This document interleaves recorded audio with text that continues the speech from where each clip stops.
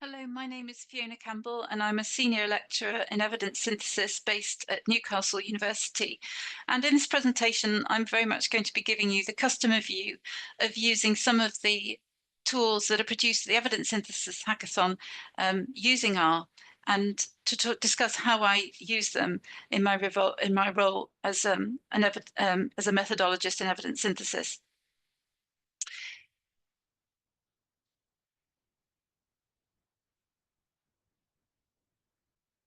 First tool that I want to discuss is the predictor tool.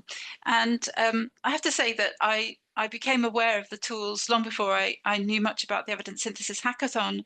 And these are tools that I was just finding incredibly helpful for supporting both my practice, but also in teaching. So the predictor tool was the only tool around that would support predicting time requirements for evidence synthesis. And at the time, I was doing a lot of work in using rapid review methodology and also supporting others using rapid review methods. For those of you who are perhaps new to systematic reviews and rapid reviews, this is a definition of what is a rapid review from the Cochrane Rapid Reviews Group. And essentially, as you might expect from the name, these are evidence synthesis that are delivered within very short time frames, much shorter than would be required for a standard review. And that's achieved by simplifying or omitting a variety of methods. And these types of evidence synthesis are usually commissioned pieces of work delivered to address a very specific question within a very specific context. So in order to undertake a rapid review, you need to have a good sense of how long a review should take, and you need to have a sense of how much time is going to be saved by introducing some of those methodological changes, and also to convey with your commissioners exactly what the impact of that is going to be on the trustworthiness and the rigor of the output. And you always working within a defined deadline. So you know how much time you have to deliver that piece of work.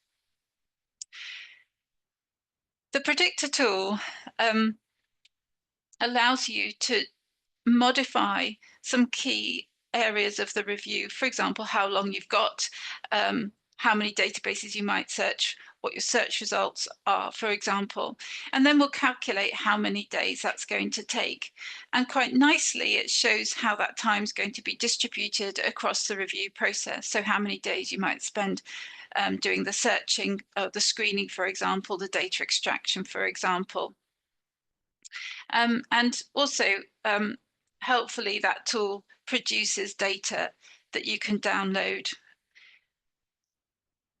The accompanying publication also just has some really useful information, again, that I was able to use when discussing some of the choices that we had to make to deliver a rapid review with commissioners. And I was also able to use some of the supplementary material to develop visuals that I could use when supporting teaching around rapid review methods. The tool is currently something that we're developing further to just increase its utility to a wider group and also to build in some additional functionality. So to keep a lookout for Predictor 2. The second tool that I want to mention is Citation Chaser. And I use this tool frequently and use it for the following types of reasons. Quite often, when I'm just becoming familiar with a field and I've got a key paper and I want to locate other key papers and see how a paper has been cited, I will use Citation Chaser for that. I'll also use it to supplement a search strategy. Sometimes information specialists use the term snowballing, but it's sometimes, particularly in a field where you might not know what all the different terms might be used. You might have a key paper and just see where else that's cited, and it might be able to lead you in a different direction that perhaps your existing search terms wouldn't have highlighted.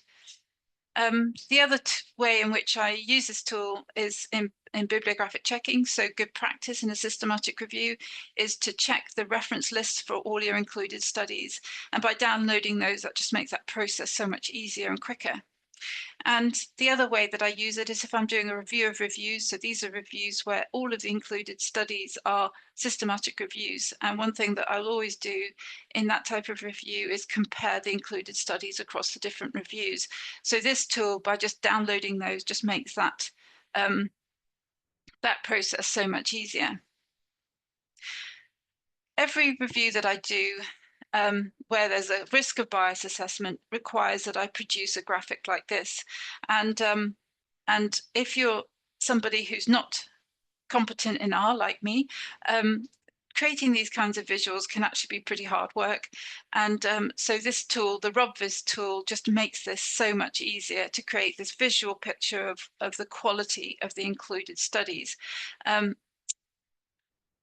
it not only just takes the risk of bias assessment from Rob2, but also from the Robbins tool, the Quadas tool, and the QUIPS tool.